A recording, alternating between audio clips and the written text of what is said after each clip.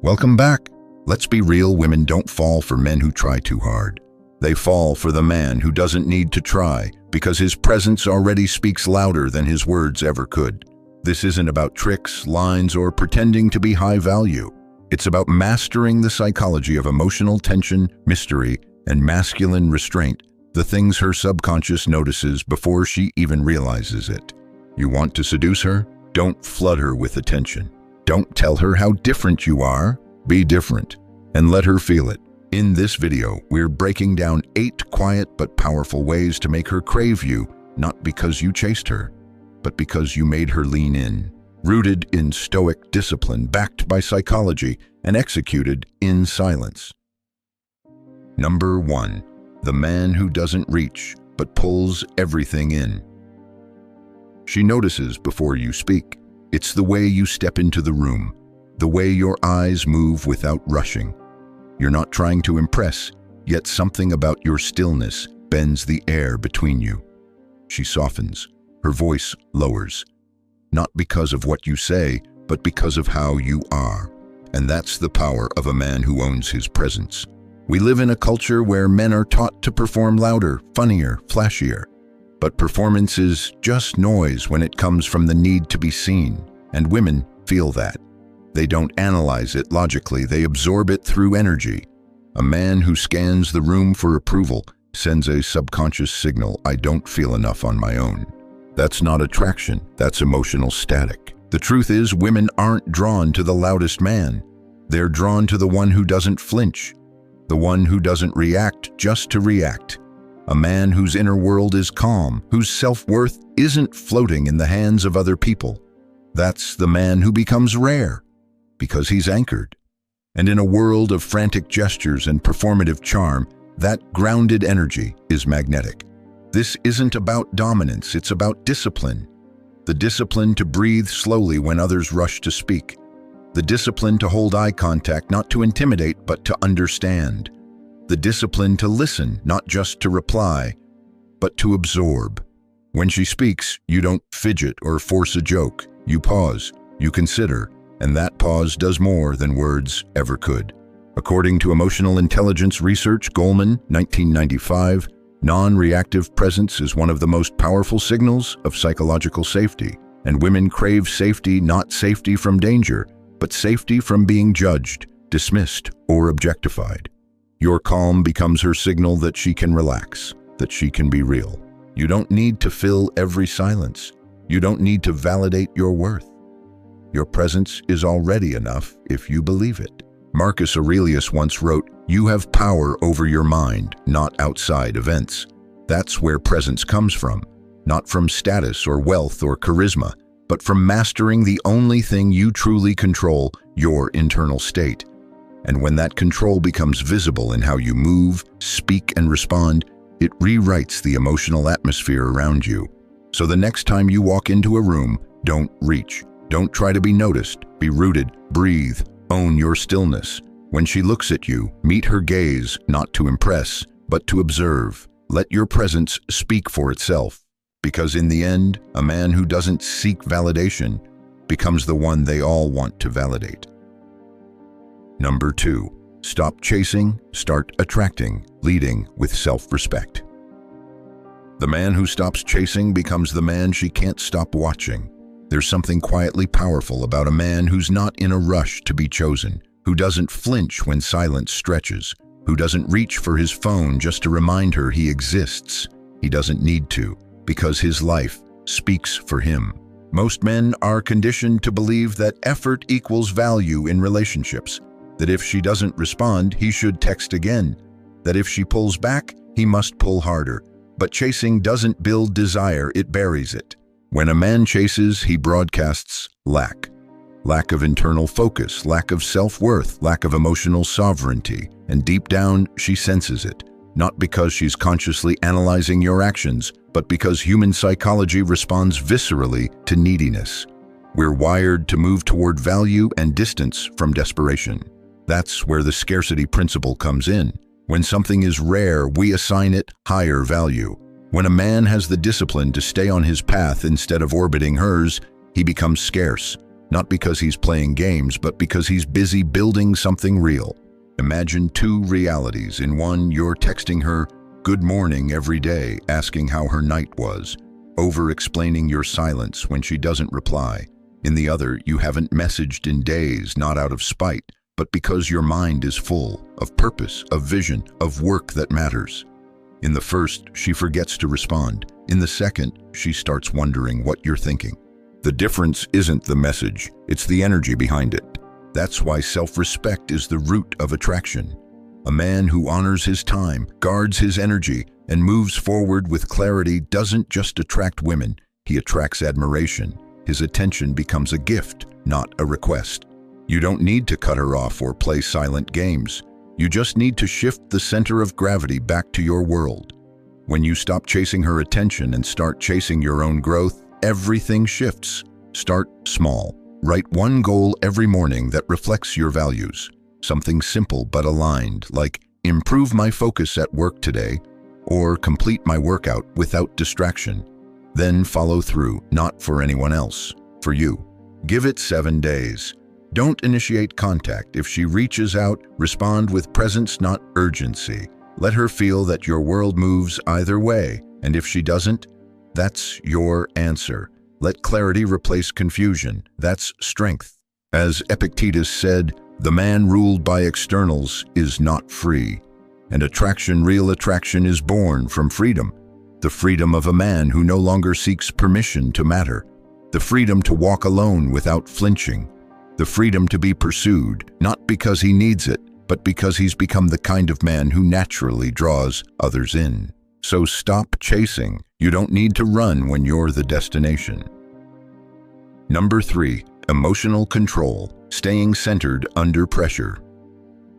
There's a moment subtle but sharp when she tests your center. Maybe she questions your beliefs with a sly smirk. Maybe she flirts with uncertainty. Maybe she just goes silent and watches what you'll do with the void. And in that moment, she's not looking for the perfect words. She's watching your reaction. Because emotional control isn't about pretending you're unaffected. It's about choosing not to be controlled by what's outside of you. Most men don't fail because they lack charm. They fail because they flinch.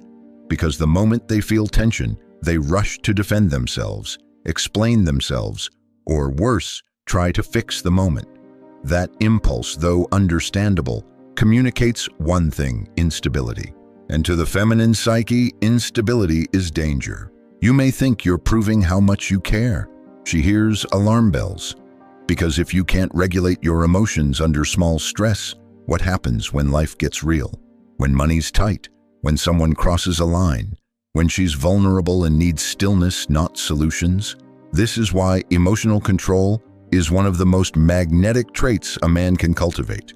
Not only does it signal leadership, it radiates safety. And safety is the gate to both trust and desire. Let's ground this. Imagine she playfully mocks your opinion in front of friends. You could bite back, laugh nervously, or try to reclaim dominance. Or you could pause, smile, and say, "I hear you."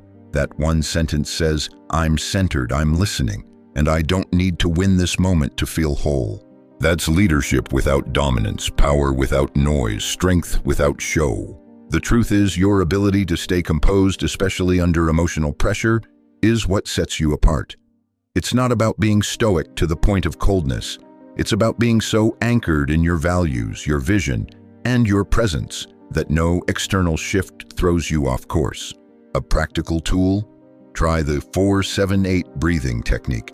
4 seconds in, 7 seconds hold, 8 seconds out. Use it in real time when your heart starts racing. Inhale self-awareness, exhale reaction. At night, reflect on the moment you kept your calm. Write it down. Today I was silent when I could have snapped, or I listened when I wanted to interrupt. These small wins add up. They rewire your nervous system to respond rather than react. As Marcus Aurelius wrote, "Realize this and you will find strength." That strength isn't in what you say, but in what you don't say when provoked. It's in your breath, your eyes, your stillness. And modern psychology backs this up. Evolutionary research shows women are biologically wired to seek emotionally reliable partners, because emotional volatility hints at danger while calmness under fire triggers trust. So next time the tension rises, don't resist it. Welcome it. Let it reveal your composure. Let it show her that you're the kind of man who doesn't just survive pressure, but commands it. Because in a world of men chasing validation, the one who controls his emotions becomes unforgettable. Number 4. Stillness as power. The new alpha. There's a man who walks into the room and doesn't have to say much. He doesn't perform. He doesn't chase attention. He doesn't need the room to bend to him, because the moment he steps in, it already does. Not through force, through stillness.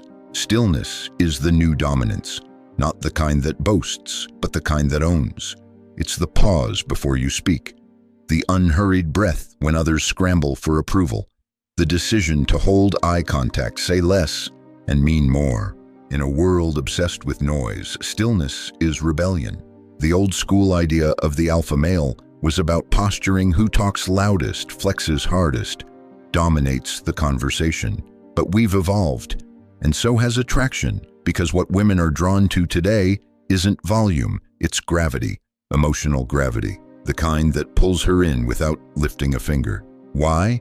Because stillness reflects self-mastery, and self-mastery signals emotional safety. When you move slowly, breathe calmly, and respond with deliberate intention, you're telling her, I'm not rushed by the world. I'm not ruled by my impulses. I choose how I move. This contrast is magnetic. While other men chase reactions, you build presence. While others try to impress, you observe. She can feel it in the way your body doesn't flinch when she teases you, in how your eyes hold hers for a second longer than expected, in the way you take a breath before speaking, not to impress, but because you're not in a rush to prove anything. That's power, quiet, composed, and rare. Practicality. Start with 10 minutes of silent observation each day. Sit in a public space. Watch without reacting. Don't judge, just breathe. This trains your nervous system to find power in stillness rather than reactivity. Then take it into your conversations.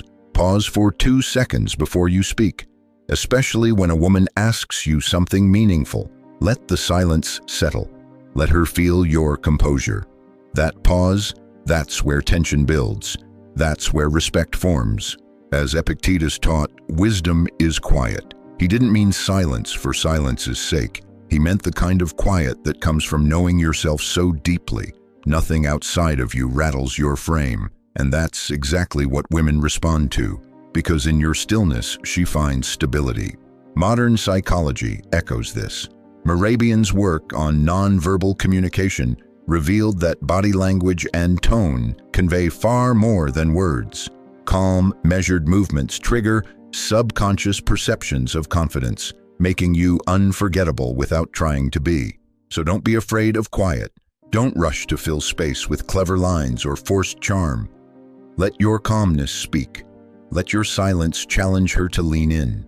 Because in a world of frantic energy and performative masculinity, the man who moves slowly, speaks thoughtfully, and holds his space with grace becomes the rarest presence in the room. Stillness is not the absence of power. It is the power. The new alpha doesn't chase moments, he owns them by how little he needs to prove. And that, more than any pickup line or flex, is what makes her pulse quicken. Number 5. Power of walking away, protecting your standards. There's a quiet, unshakable confidence in the man who can walk away, not out of bitterness, not to prove a point, but because he knows what he brings, and he's not afraid to lose anything that doesn't recognize it. That's the real flex. That's what flips the entire dynamic. Imagine you're on a date. She's beautiful, sure, but she's distracted, constantly checking her phone, throwing passive digs that reek of disrespect. Most men would either try harder to win her over or swallow it in silence, afraid of losing the moment. But the man who values himself enough to simply say, I don't think this is for me, and walk away, he becomes unforgettable. Why? Because walking away signals emotional independence. It's not just about pride, it's about standards. You're saying, I'm not here to be tolerated, I'm here to connect. And if that's not mutual, I'm gone. That's how you create scarcity. That's how you create impact. That's how you separate yourself from the crowd of men who trade dignity for crumbs of attention. Psychologically, this hits hard. According to the scarcity principle Cialdini 2001, we place higher value on what is rare and difficult to attain. When you're willing to walk away not in anger but in alignment with your values, you instantly elevate your worth in her eyes. You're not desperate, you're deliberate. But let's be honest, it takes strength to do this, to look someone in the eyes, feel the heat of rejection or disrespect, and calmly choose self-respect over temporary validation. That's why walking away is a masculine discipline, a test of emotional detachment and clarity. And it's not just about dates, it's about every area of life. That friend who only calls when he needs something, that job that keeps draining you while pretending you're lucky to be there, that situationship where you keep showing up but get nothing back. Pick one, set a boundary this week, write it out. I deserve mutual effort. I don't chase what avoids me. I will not explain my worth. Let those sentences live in your journal like armor. Marcus Aurelius said, "Be like the rock that waves crash over." He wasn't talking about indifference. He meant unshakable inner standards. The rock doesn't chase the wave. It just stands solid, still, clear on what it is. That's what happens when you walk away not to punish her, but to protect your peace. Modern psychology reinforces it. Emotional detachment from outcomes breeds power. It creates attraction because it flips the script. You're not there to win her over. You're there to see if she's worthy of the space you offer. So next time you're tested, disrespected, dismissed, or undervalued, don't argue, don't beg, don't try to convince. Just rise, stand, and if you must, walk. Because the moment you show you're willing to lose her, rather than lose yourself, you stop being an option and start becoming a standard. Number 6, listening without ego, attuning to her truth. There's something quietly powerful about a man who listens not to fix, not to impress, but to understand. It's rare, because most people don't actually listen, they wait. Wait for their turn to talk. Wait to insert their opinion. Wait to steer the conversation back to themselves. And when a woman senses that, she retreats. Not always physically, but emotionally. Because deep down, she knows if he's not listening now, he'll never hear who she really is. But when a man sets aside his ego and simply listens, something shifts. You create space for her to exist fully, without judgment, without interruption, and that space is what makes her feel safe enough to go deeper, open wider, trust more. Emotional safety is not built through big declarations or flawless pickup lines. It's built in the small, still moments when she shares something vulnerable, and you don't rush to fix it. When she talks about her day, and you don't cut her off with advice. When she pauses mid-sentence and you don't fill the silence, you just stay with her. That's magnetic. Psychologically, this isn't just feel-good advice. Daniel Goleman's research on emotional intelligence 1995 shows that attuned listening with presence and curiosity, activates deeper emotional bonding. It bypasses superficial attraction and goes straight to the parts of her that crave to be understood. Ego-driven listening, on the other hand, is a subtle form of insecurity. The need to be right, the urge to control the narrative, the compulsion to insert yourself into her story. These are all ways of saying, I matter more than you, and nothing kills intimacy faster than that. So how do you practice ego-free listening? Start with silence. Before responding, breathe. Then mirror what she said gently. For example, it sounds like you felt ignored at work today.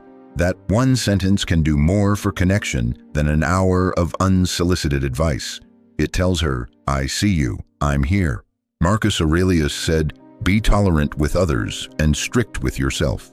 Listening is where that discipline shows up, because it takes strength to not make the moment about you. Make this a daily practice. Meditate for 5 minutes just to observe your inner chatter. Notice how quickly your mind wants to jump in, fix, prove, impress. Then practice restraint, not to be passive, but to be present. Epictetus reminds us, we have 2 ears and 1 mouth for a reason. The man who uses them in proportion becomes the man people remember, not for how loud he was, but for how deeply he heard them. So if you want to stand out, don't speak louder, listen deeper, because the man who truly listens without ego, without agenda, doesn't need to chase connection. He becomes it. Number 7. Quiet confidence over loud charisma, stability as magnetism. There's a difference between being noticed and being felt. The loudest guy in the room may grab attention, but it's often the quiet one, calm, grounded, still, who stays in her mind long after everyone else is gone. We've been conditioned to think that charisma is volume, that confidence is being the center of attention, that to attract someone you have to entertain, impress, dominate the conversation. But in reality, most of that is noise. Women don't crave spectacle, they crave stability, and stability doesn't shout, it radiates. When you speak less but with substance, you force the room to lean in. You create space not just for her to feel seen, but for your presence to linger. A single thoughtful comment dropped in a moment of silence can echo louder than a dozen clever one-liners. That's not by accident, that's quiet confidence in motion. Psychologically, this taps into a truth that non-verbal research has confirmed for decades. According to Albert Mehrabian, 1971, communication is far more about tone, posture, and presence than the actual words we say. A calm man with measured speech, steady eye contact, and still body language signals emotional control, something women associate with safety and strength. Loud charisma, in contrast, often comes off as overcompensation for a lack of inner foundation. And here's the part most men miss. Quiet confidence is not about being silent. It's about speaking from a place that doesn't need validation. You're not trying to win the room. You're grounded in your truth, and whether she notices or not doesn't shake that. To practice this, start simple. In your next group conversation, aim to speak 20% less than you normally would. Instead of jumping in, pause, observe, then speak only when what you have to say adds depth, not noise. Afterward, reflect, not on whether you impressed anyone, but on whether you felt centered. Marcus Aurelius wrote, "Nothing external defines you." That's the core of quiet confidence. It's not found in how people react to you, but in how aligned you are with yourself. Loud charisma depends on others. Quiet confidence does not. If you struggle to embody that calm presence, integrate Stoic visualization into your day. Before entering a social situation, imagine yourself as a mountain, unmoving, present, rooted in depth. Breathe slowly. Let stillness be your signal. Because here's the truth. The man who doesn't need to prove himself proves the most. Women feel it. Not just in what you say, but in the way you say it. In the way your presence slows the room. In how you don't rush to fill the silence. Quiet confidence is magnetic, not because it demands attention, but because it holds power in reserve. It's the man who doesn't speak often, but when he does, people listen. And when she meets him, she knows this isn't charm. It's character, and that's rare. Attraction isn't loud. It's not made in texts, gifts, or declarations. It's built in the moments when you could react, but choose not to. When you speak less, she fills the silence with curiosity. When you stay grounded, she leans forward. When you're unpredictable but centered, you hijack her emotional circuitry without ever raising your voice. That's the power of masculine restraint. That's the psychology of seduction through presence, not performance. If this resonated with you, subscribe for more breakdowns like this, and leave a comment below. Stillness seduces, noise repels. Because at the end of the day, she doesn't remember what you said. She remembers how she felt in your presence. And that, my friend, is where the real attraction begins.